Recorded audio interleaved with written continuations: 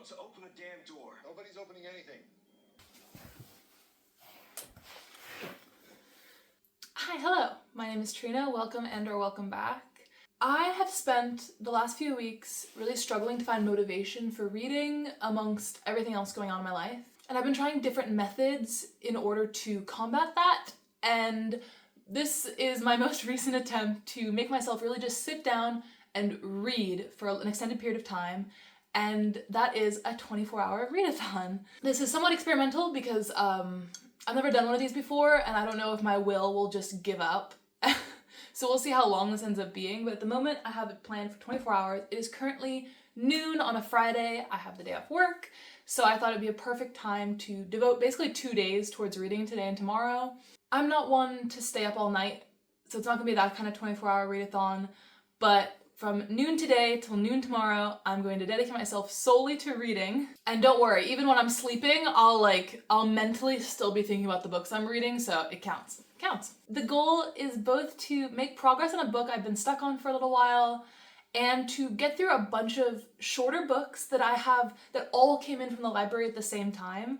I'm hoping I can get through a couple of books at least and make some progress on some more. I am a mood reader, which is why my vlogs tend to be like, 2 days has passed, 3 days have passed. So I've given myself like a list of books that I want to try to start today, try to see if I can get through, all of which are on my Kindle, because like I said, they just all came in from the library, and so that's what I want to work on. If I pick up one and it's not really vibing with me, then I might switch to another one. We'll see what happens. And then I also have an audiobook that I want to start because I might want to go for a walk or make some food and do other things around in my house, and then I can still listen to an audiobook and still read while doing that, so it counts. For the audiobook, I think I want to start I'm Glad My Mom Died by Jennette McCurdy, which is a really famous memoir by Jennette McCurdy, who was an actress for Nickelodeon, I think, in the 2000s. I didn't watch a ton of shows that she was in, but my sister read this book and thought that it was fantastic, so I've been meaning to pick up the audiobook for a really long time, so I might start that one. I doubt I'll be able to listen to the entire audiobook in a 24-hour period, but I'm hoping to make some decent progress there. In terms of books, the first one that I have on my Kindle at the moment is one I've been trying to read for like a week. It is Restless, Slumber by KJ Sutton, which is the second book in the Fortuna Sworn series. It's kind of a random pick. I started reading this series like a year and a half, 2 years ago, because Emmy, one of my favorite booktubers, said it was like her guilty pleasure series, and I was like, let's try it. And then I started it, and I didn't love the first book. For some reason, it committed me enough to the characters, and I was still like drawn in enough that I was like, fine, I'm gonna continue the series. And I have just not picked up the second book in a long time. So I tried to pick up the second book recently. It's so slow moving. It's about a character, Fortuna Sworn, who lives in a world that's kind of a combination of magical beings living amongst regular people in the regular world. And she and her family, of which are left is just her and her brother, are nightmares. So they can sense people's nightmares when they touch them and make them experience nightmares. And it makes them very powerful. They're very rare. It also makes them very sought after. So in the first book, we find out that Fortuna's brother, Damon, was kidnapped. He's been missing for some time, and she's been trying to find him. And in the process of trying to find him, she ends up married to the king of the fairies. There's like different groups of fairies, but like one specific group of fairies, she ends up married to him. And it's more of like a marriage of convenience type vibe. Yeah, it's one of those things where it's like, well, there's 5 or 6 books in the series, so they have to have conflict. So they're just kind of like, they're not like together at the moment. But she also has like side relationships with other people, a guy who lives in her dreams, the king of another fairy court. There's like a weird relationship quadrangle occurring in the books that I'm not expecting. The second book basically picks up in Fortuna has saved her brother, but he is struggling to adapt back to the human world. And it's just been moving so slowly. The first book revolved kind of around Fortuna having to do these tasks in order to qualify herself as like a queen of the fairy. And in this book so far, there's just been like, we don't really know what we're sticking around for. Like there's nothing drawing in, and I'm 35% of the way through. So I could DNF it, but that's just, I'm a completionist. So we're gonna work through that. But we're gonna complement it with some books I'm actually really excited to read. The first one is Walking Practice by Dolki, which I believe is like a horror, alien, queer, sci-fi type of short book, which is, it ticks all of my boxes.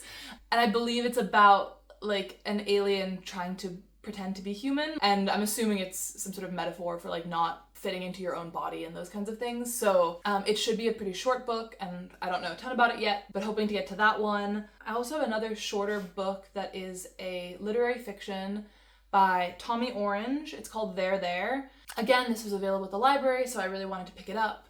And it is, I believe it is fiction, but it's about real people in the tribes in Oakland, the Bay Area in California, and Indigenous life in the present day, with also some discussion of Indigenous history, which is really, really interesting to me because I'm from the Bay Area. We did learn some things when I was growing up in elementary school. Like we spent a year studying about like California history. We talked a lot about Indigenous history in California, but I still feel like I don't know a ton about present day Indigenous people. Like when we learn about it in school, you always learn about it like, oh, there used to be Native Americans here. Like there aren't still Native Americans living here and trying to preserve their culture. So I'm really, really interested in that one. What else do I have? I also potentially have, I won't talk about in detail because I don't know if I'm going to get to these, but I also have Graveyard Shift by ML Rio. ML Rio wrote If We Were Villains, one of my favorite book of last year. I love that book. And I've heard Graveyard Shift isn't as good, but I still think I'm going to enjoy it. So I was considering picking it up, but I was also considering maybe saving it for the fall because it's like a fall vibes book. We'll see. And then I have Boy Parts by Eliza Clark, which I believe is a queer literary fiction book set in England about a photographer, and I'm imagining it's like very experimental type vibes. I don't know how, when I'm really, really exhausted, if I'm gonna want to pick up an experimental novel, but it is on the table, it is an option. So that is the lineup.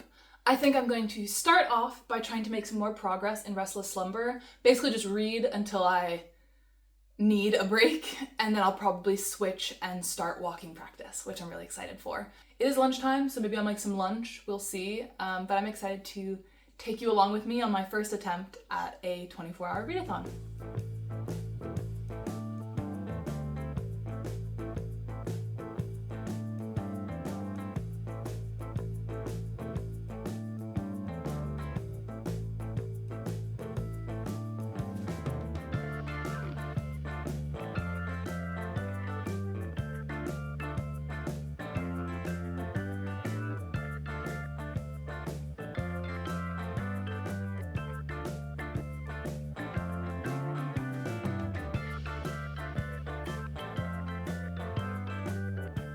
First hour down. It is 1 p.m. I have made some more progress on Restless Slumber. The most progress I've made in one sitting with this book in like 2 weeks. I think sitting with my tablet and like being able to makes it a lot faster. I was reading on my phone before, so that helps. I don't really know how to describe what's happening in this book without, one, spoiling the first book too much, and two, with like zero context.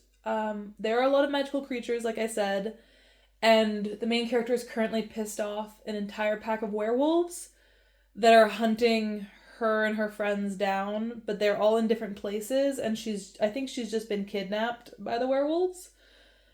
And we're at the 54% mark, so I have about 200 pages left in this book. I'm kind of making good progress, so I might keep reading, but I do want to start one of the other books soon. I need a break.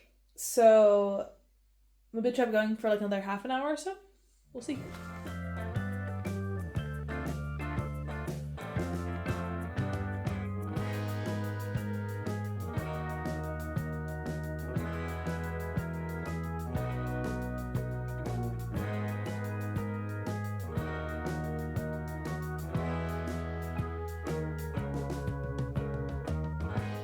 Alright, it's a gorgeous sunny day outside, so I am gonna go and sit in a coffee shop and read a little bit, get some air, do some shopping, and I'm gonna start I'm Glad My Mom Is Dead, I think the book is called, whatever the book is called, the Jennette McCurdy memoir. I think I'm gonna start listening to the audiobook on the drive there, and then I'm going to start Walking Practice.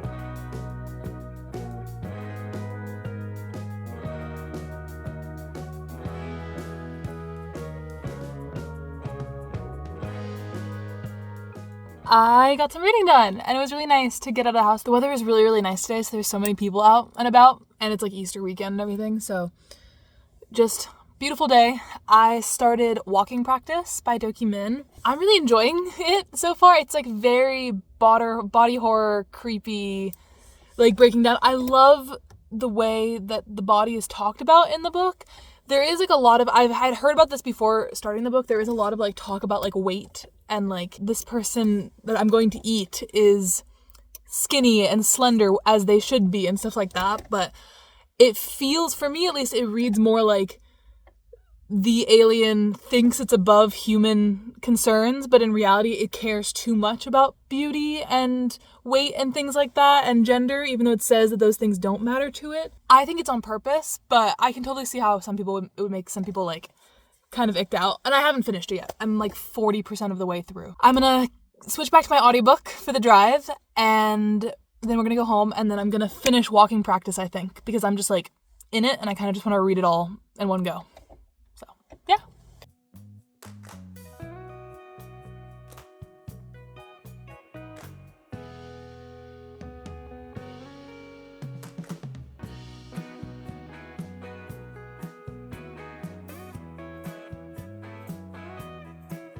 I'm making myself a quick chai latte without milk.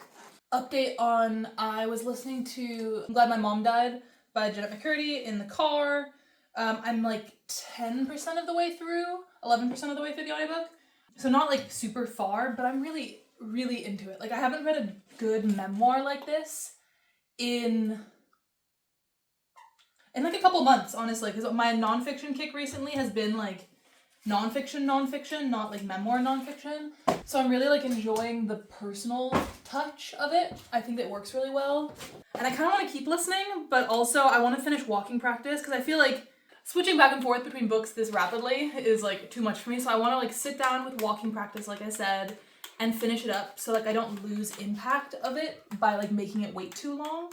But then after that, I might go back and listen to the memoir while I do something, I don't know, play a game on my Switch or something, because I'm really enjoying that. It is around 4:30, and so far it hasn't been that hard of 4.5 hours, but to be fair, I have spent part of it driving, I've spent part of it like in a cafe doing other stuff, so now I think I'm just gonna hunker down for the night and try to finish up a couple of books.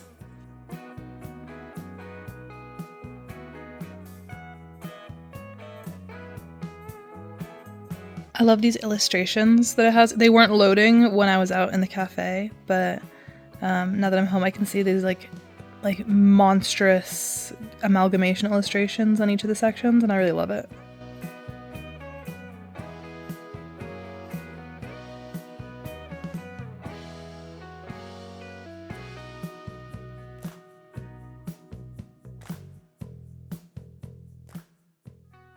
Hi, it's been a couple hours. It's 6:30. I made some food and sat and chilled and switched between my audiobook and my book, and it's been very nice. And I have some updates. I finished reading Walking Practice by Dolki, and I want to remember the translator's name, translated by Victoria Caudle, and I ended up really, really enjoying it. I don't really know how to feel. It's like a book.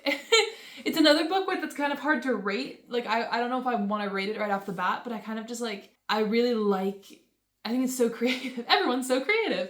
It's like a horror alien take on the experience of like the queer body. And specifically because this is originally written in Korean, it's sort of a take on queerness in South Korea specifically. And I think that reflects a lot, especially in terms of this alien kind of like is stuck in this repetitive cycle of needing to kill human beings to eat. I think the alien's name is Mumu, we get told at the end. So Mumu's stomach is just as like controlling of their body as their brain is. So they have this like insatiable need to hunt and eat human flesh, basically. And the way they do that is by hooking up with people and then eating them afterwards. And they mold their body and they change their human costume into things that work for the people that they're hooking up with so that they can look the most attractive to that person and be what that person wants. And then right after like you have sex, then Mumu kills them. And I think it's so, my favorite parts of the book are 100% when Mumu's building their human costumes, like building up their identity of the day, and they're like shaping their own like genitals, and they're shaping the parts of their body in like a way that would be appealing to society. And so even though Mumu's like, oh, I don't care about these human things, I don't care about like gender and sexuality, and those things don't really matter. But in the same way that some people, like queer people, say that in the world, but we're still living under patriarchy, we're still living under heteronormativity that like weighs down on you. I feel like that's also reflected in Mumu's own biases that they've adopted from the people around them, which I think is really interesting and kind of, for me, balances out like the really like kind of sometimes like uncomfortable descriptions around weight, nicknames, and the mocking comments around people that are like a larger size or heavier in the book. But I think it's intentional. It really doesn't feel like Dolki Min is agreeing with those takes. Even Mumu fell victim to this mindset of the world, even though Mumu's not even from this world. But also I was going to say that in order to sustain themselves, this alien, Mumu, is just eating all day. Like their life is just hunting, and then go home and sleep, and then hunting. And it's just like sad. And you kind of realize near the end of the book that they don't really think they're ever going to be able to go home. Like they know they're never going to be able to go back to their original planet.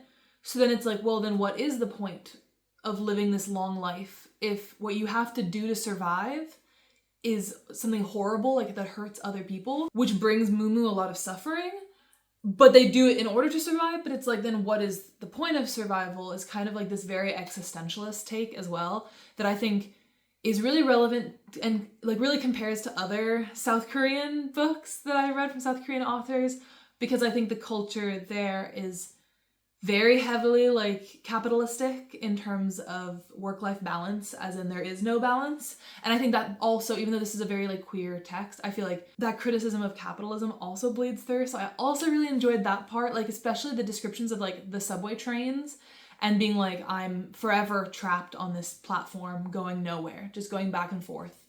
And that sort of feeling was really visceral, it came across really well. I don't know if I would say that it was like a pleasant read.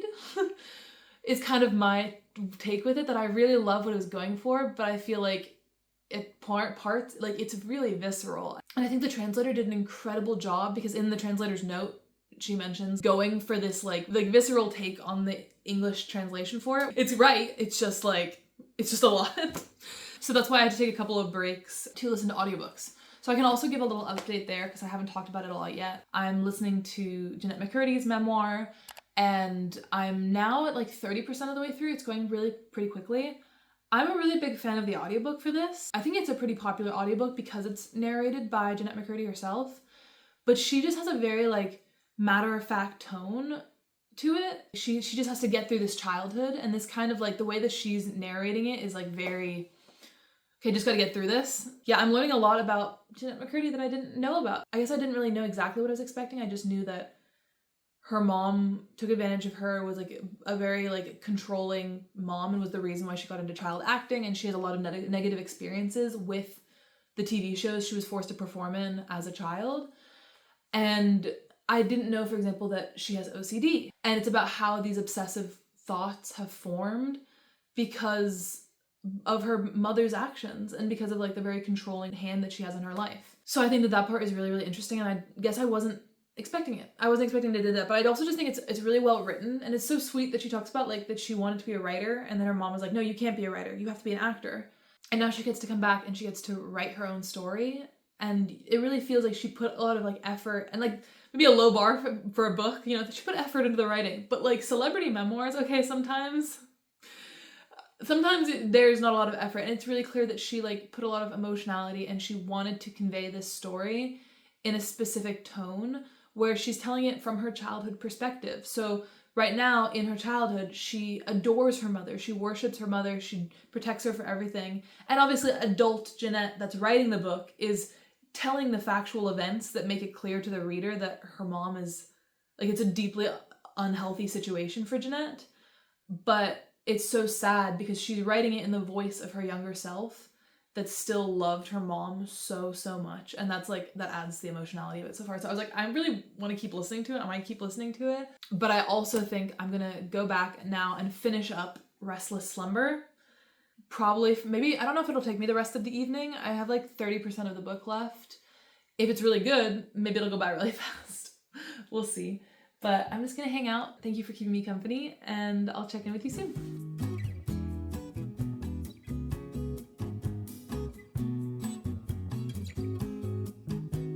Reading Restless Slumber should be a lesson to you all to not wait a year and a half in between reading the first and a second book in a series, because who are these people? They're like, Sorcha's back. Sorcha's doing this. I can't believe it's Sorcha. And I'm like, who is Sorcha? And this book is not, this is like a really niche book. It's not popular enough for me to be able to Google who Sorcha is, so I just have to roll with it.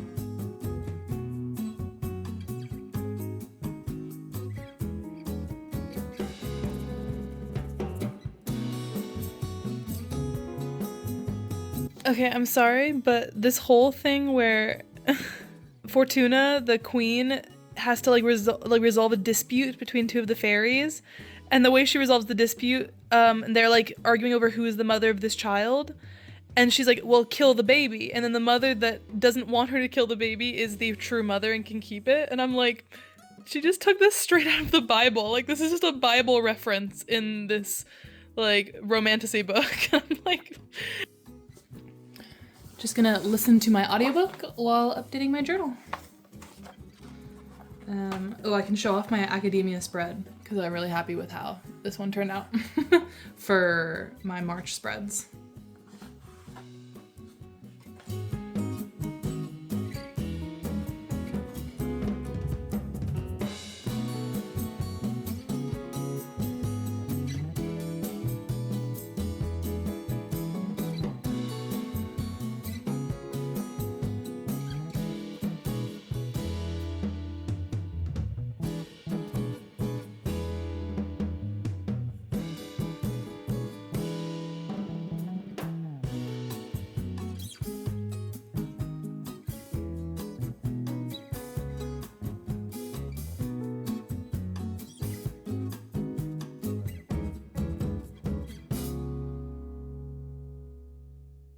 Hello.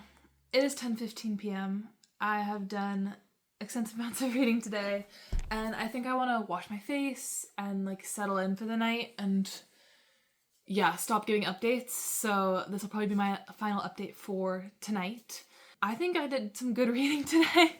The most I've done in a while, like maybe not my peak most concentrated reading ever because I'm still getting back into it, but I mean, I devoted the whole afternoon to reading and I think it went pretty well and I read some pretty good books.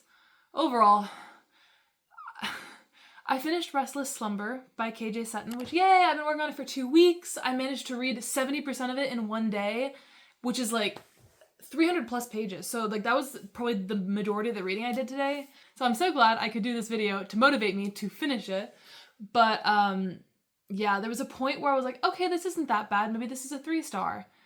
And then the ending was like a 2-star, 1-star. I was so frustrated.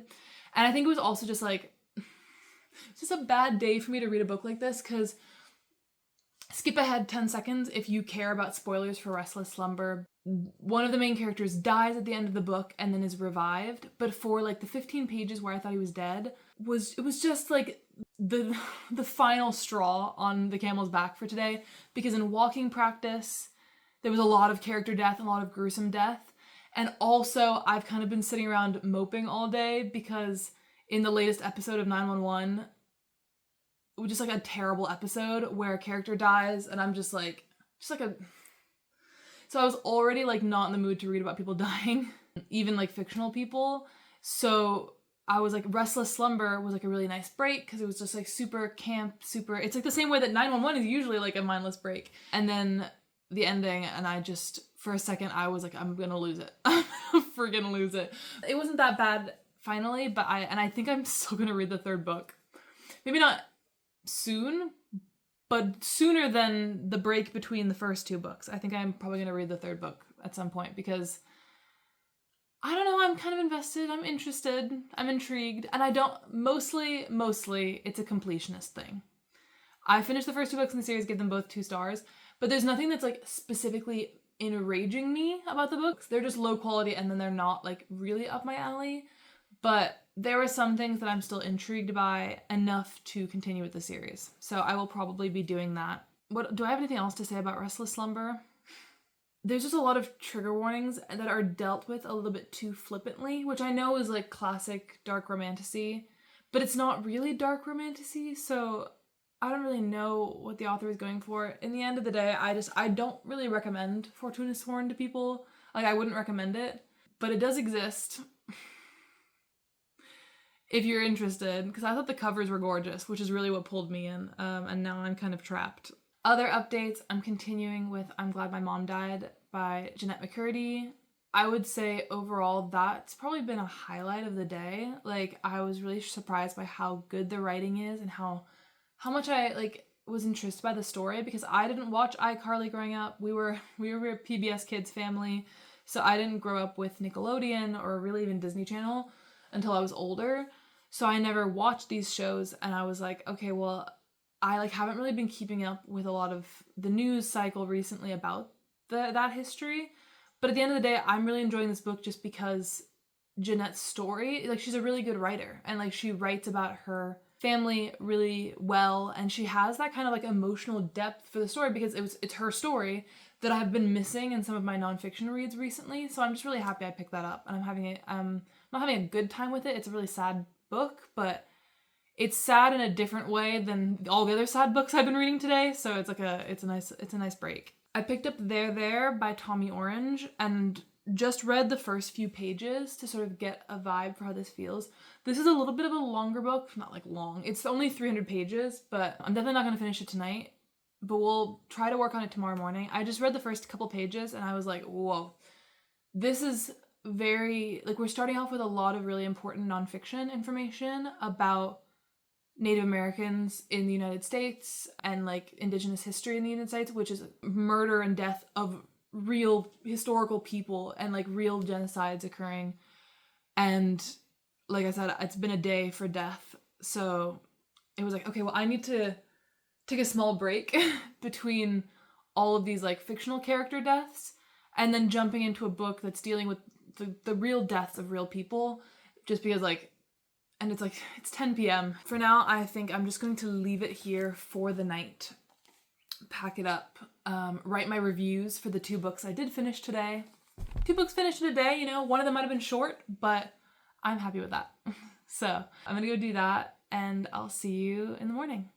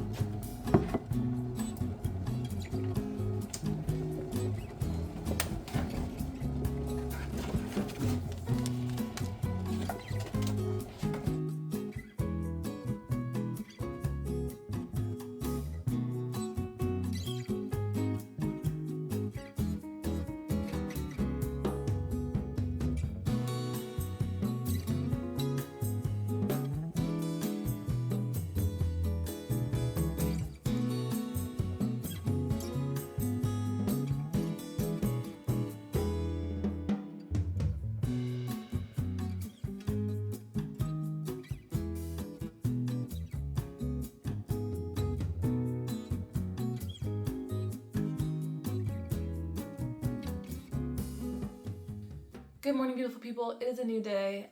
I'm really glad I turned off the reading last night, showered, went to bed, like chilled out a little bit. And now I feel very refreshed and ready to keep reading for the final few hours of the readathon. It is currently 9 a.m. I woke up like an hour ago or so and picked up and continued reading There while I was eating my breakfast. And I'm about 25% of the way through. I am really enjoying There. I'm enjoying all the books. I'm just enjoying this experience. It's just fun. But for There specifically, the intro was very nonfiction, telling history about Indigenous history in the US, which was a lot last night for 10 p.m. But I woke up, finished that section, and then we got into the first chapter. And the way that the book is set up so far is it's telling individual perspectives from different Native American people living in Oakland. So far I've read 3 different perspective chapters, 3 different characters. The first guy is in his 20s and he's ended up in a bit of trouble. He's a low-level drug dealer who's now, it seems like, is about to do something very illegal, very bad, rob a place. But he is very kind of naive and is like being kind of coerced into it, or doesn't see like he has an option because he has fetal alcohol syndrome. So it's about the impact of that because alcoholism is a large issue facing a lot of Indigenous communities. So it's sort of dealing with it from that perspective. And then the second chapter is about a man whose uncle died of liver failure from alcohol poisoning, but his uncle always dreamed about making a movie documentary style documenting all the lives of Indigenous people. And now his nephew wants to continue that project. Now he's an adult, he wants to continue the project and he's seeking funding for it. And I'm already seeing how those 2 storylines can overlap. And I'm really hoping it's not true. Like, I'm really hoping it doesn't happen the way I think it might, but I think it might. And it might be devastating. It might be a devastating way to start my morning. So yeah, those are just like examples. I don't want to get too deep into every single story told because I don't know how many they're going to be. And I don't want to spoil anything. But I'm really enjoying it so far. It has like a non-fiction-y, memoir-y feel to it because probably it's based on like a lot of real experiences that are occurring to real people. So I think it's getting that across in a really good way. Like, it gives a memoir feel without being a memoir, or it gives a biography feel without being a biography. So I'm enjoying it so far and I definitely want to keep working on it, but I think I want to take a morning walk and continue my audiobook first. So I'm gonna go and keep working on Jennette McCurdy's memoir, and then come back and then read There until we're out of time this morning, and then I'll probably give an update.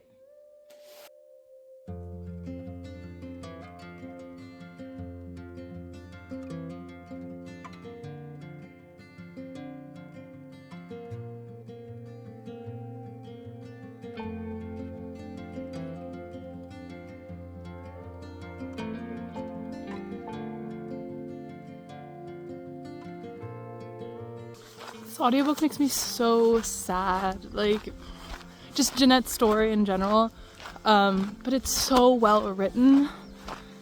It's like really from the perspective, like, and her perspective changes as she gets older and like she adjusts her writing for that.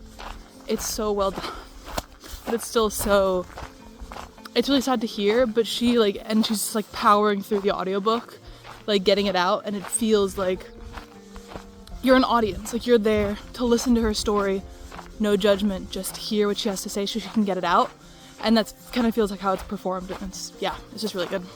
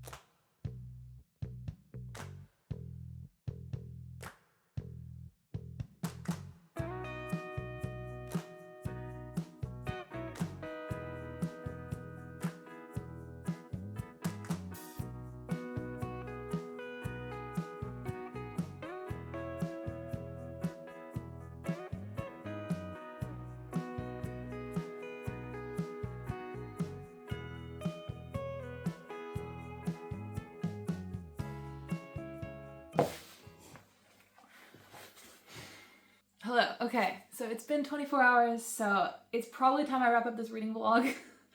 Honestly, I'm probably just gonna keep doing more reading this afternoon, but I am probably gonna do more relax. I'm gonna take a break and like listen to a podcast or something like that while making lunch or do something else before continuing to read. So I feel like this is a good point to stop the vlog because I have spent the last 24 hours reading and my head is very full of thoughts and feelings about those books and everything I've read, and I'd like the chance to just like sit with it for a second before continuing on. I didn't finish 2 of the books that I'll be talking about, but I got pretty close and I didn't feel like rushing through either of them because I'm enjoying both of them a lot, so I'll just talk about them where we're at. First off, I can say I finished Walking Practice by Dolki, which I can say I really, really enjoyed in hindsight. I think when I freshly finished, I was sitting there like, what did I just read? But now I've had the chance to kind of like sit with it for a little while, and I really like the way that it went about doing horror. And you know I love body horror when it comes to like discussing queerness and using that kind of metaphors for it. I always think that works out so well. Okay, fixing the angle of the camera because I think it's slightly crooked. Where was I? Oh, yes.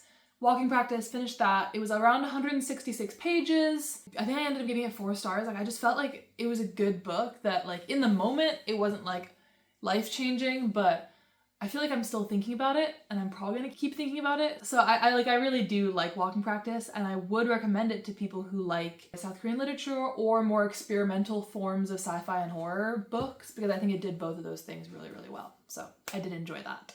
And then secondly, I finished Restless, Slumber by KJ Sutton, where I read about 70% of it through this, which it was like a 500-page book. So I read like 350 pages of Restless, Slumber. So it was like a full-length book in its own right, what I did read of it. I'm not as big of a fan, but you know what? Like, I was just in such a good mood with all the reading happening that I did enjoy the experience of reading it for this video. So I can say that that is a positive. Like, I think I enjoyed reading it for this video much more than I would have if I had just read it on my own, so I'm happy with that. It is a kind of romantasy, but honestly the romance is not as prominent in it as a lot of other romantasies I've read.